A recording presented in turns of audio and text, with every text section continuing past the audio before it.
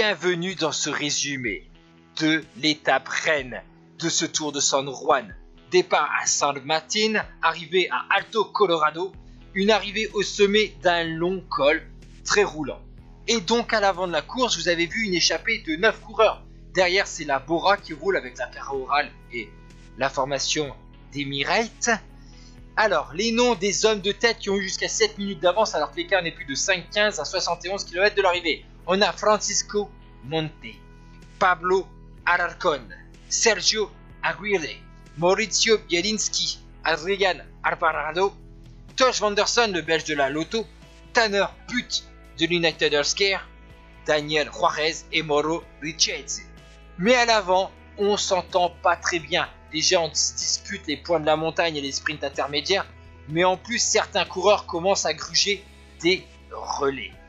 Mais l'écart va continuer à descendre pour les hommes de tête. Malheureusement, on ne comprend pas. 3,35, il faut collaborer les mecs à l'avant, parce que derrière la Bora roule. En plus, l'Androni de Torres donne un coup de main à la formation de Rafał Majka. L'écart est plus que de 2,57 à 51 km de l'arrivée. Nous sommes dans l'avant-dernière ascension du jour. Tosh Vanderson mène le tempo, c'est lui le coureur peut-être le plus frais ou le plus fort de cette échappée.